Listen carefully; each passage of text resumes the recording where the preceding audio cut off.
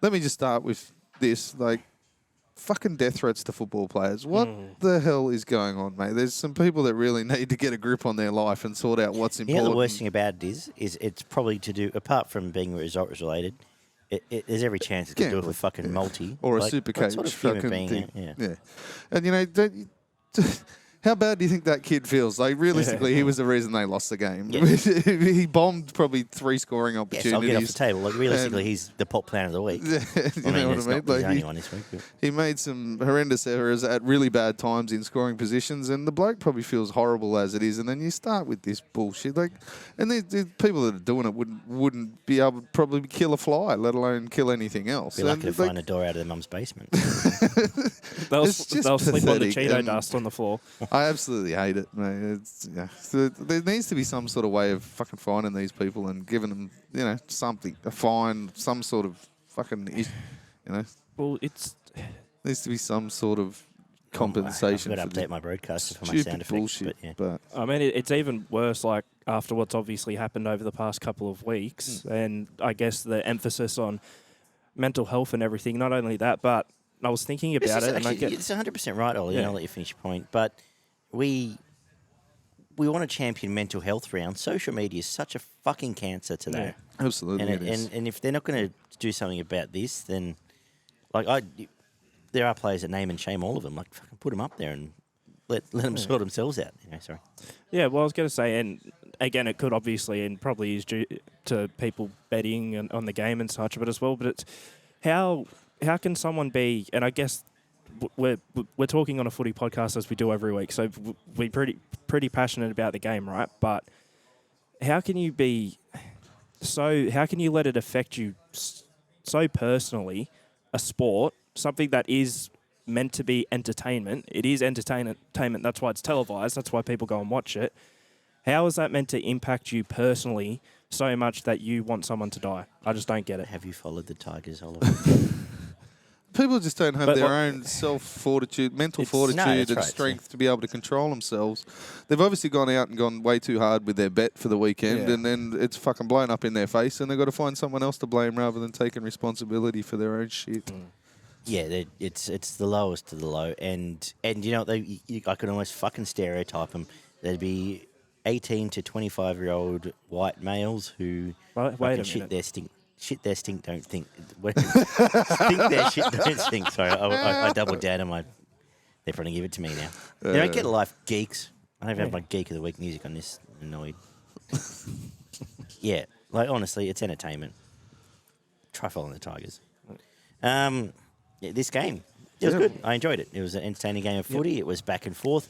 I struggled to come to terms with the... well, let's open up where it started. That opened up there. The Bunnies were tremendous down both edges. They just tore Penrith's outside backs to bits on the back of early ball. And as Barney forecast and said is the issue, the template to beat Penrith, early ball and kicking turning around and get them coming, and then spreading early gets them out of their comfort zones. Exactly what happened. And then the edict from Demetrio at halftime was he'd like to see them go back through the middle, which made no sense in the world. And then it was a completely different game of football. It was baffling to watch. On Paulo, obviously we'll get the elephant out of the room first. Paulo bombed, in fairness, a hat trick, but they could have been leading 28 by 20 at half time if they were playing any good, and they should have come out and played the same way. They didn't. I think it cost them the game. I hope they go back and just reanalyze and realise. Like, I think Demetrio. I think there's a thing where footy coaches go, right, we've got them strapped. Let's go back to basics and actually beat them. Whereas that's not how you're going to beat Penrith. I've said it time and time again. There's times to go back to the middle against Penrith, but it's only for 10 or 15 minute spurts. Yeah. And it's when you've really got them on the back foot and you've got them scrambling. And then you try to put a few dents back in the middle, and then you start going to the edges again. It's you can see, like, they've only been beaten a handful of times, and every time it's happened, it's been the same. And any team that's gone close to them has played the same blueprint. So I can't make sense of that. I think South will take enough out of this game where they hopefully can reassess and think they can still win. But they were good enough. I thought the second half was in a way disappointing. I think they lacked a bit of intensity, and then they went away from what was working. Elias was was horrible. This was horrible. Yeah, okay, that's a fair way to say it. And Walker was slightly better, but Walker riffs off Latrell. Like, that's a package deal there, and they get the most out of each other. But, look, I thought Souths... People will say Penrith under strengths, but I thought Souths was slightly disappointing in the second half. I think if you can take what you can take out of 40, you can have enough optimism that there's something there. But, yeah, everyone's going to tell us who's missing for Penrith and blah, blah, blah. But the outside edges are going to be their finals outside edges, and that's where the cracks are, and that's where teams have to target. I'll hand over to you, Barn, and you can tell all this stuff much more articulately. Yeah, as you mentioned, good, tough, competitive game of football. I thought Souths created a hell of a lot more opportunities. As you mentioned, Ilias had a pretty poor game, and by the end of the game, Cook was going out of his way to make sure he missed him on most of opportunities coming out of dummy half, which probably tells you a bit of what was going on.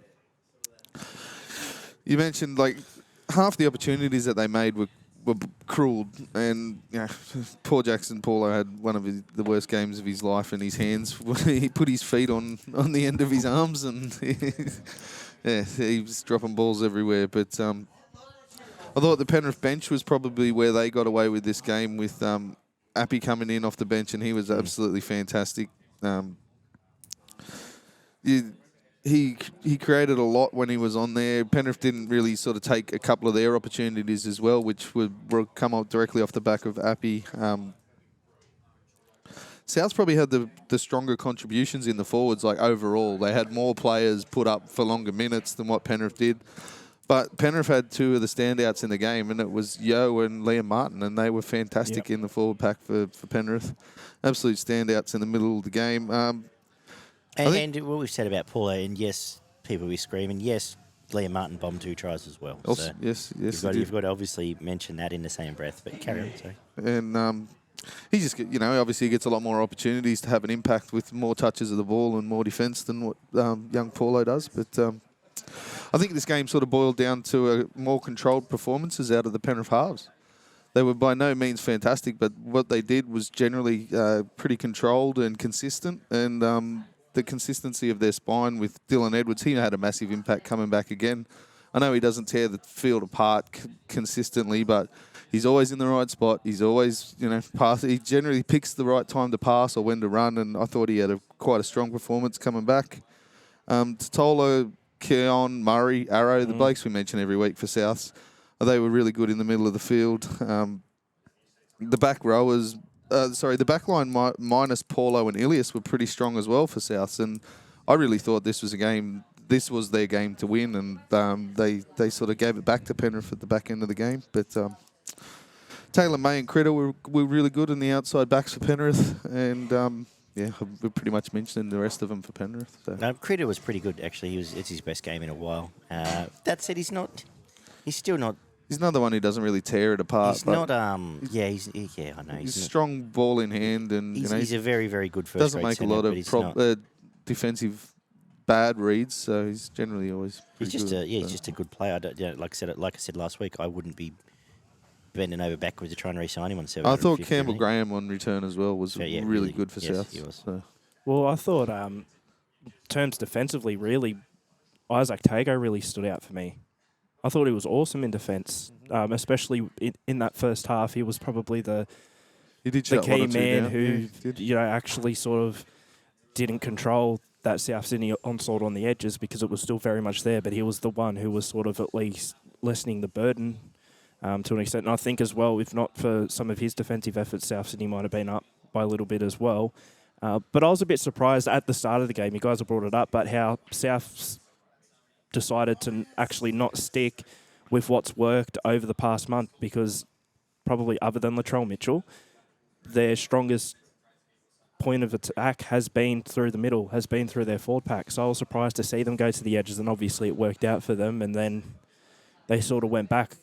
I'd be interested to see how they would have went if they had really just gone through the forwards from the start and just kicked on with it as well, because I don't think Penrith's forwards overall were as dominant as they've been in the past. But by the time, you do make that change, and then you do start to go through the middle a bit more in the second half after you've been going towards the edges for the whole game. It's sort of starting anew, starting afresh. So I could sort of see why it didn't work from that standpoint. But Yeah, I was a little surprised they didn't go that way, and they didn't keep going to the edges after half-time, to be honest. But for me, Yo was probably best on field, I think, close to it. I'd say followed by Martin, and then for me, Tago, just from what he was able to do in defence with that South Sydney onslaught. I think I'd give Liam Martin 3 here, and almost Api 2 and Yo 1 in my humble. But that's being very harsh on Latrell, so no, I won't do that. Barn, what were your thoughts? I had Api as 3. I thought just about every time that they got on the front foot and started making ground, it was off the back of his work out of dummy half. And then I had Yo because he was playing more of the link man with the passing game than either Sullivan or the other fellow, Salmon. I thought he really controlled the ball. Especially the ball early playing second half, he basically was playing first receiver. For the Penrith team. And then Liam Martin for what he did at the back end of the game. Obviously snatched the game away and probably could have had a hat trick, but he dropped a couple of balls there. But I feel like we need to touch on Latrell. We haven't actually even talked about Latrell. It's fantastic. God, he's a good player. No, it wasn't his best performance. I think he went missing for about half an hour, which is... And probably the key half hour. But when they were running right, he was the one spreading the ball. Absolutely he was. That try assist back, that offload back to Walker where he scores onto the post, that was absolute magic. I don't think I saw a better bit of play over the weekend, to be honest. Even with the amount of tries that went through, the way he sort of just hopped over the shoulder of 2 blokes and just dumped it back in Walker's lap, that was fantastic. Yeah, it's interesting. Let's go Api 3, Martin 2, Yo 1. How's that? Yeah. Sure. Fine by me.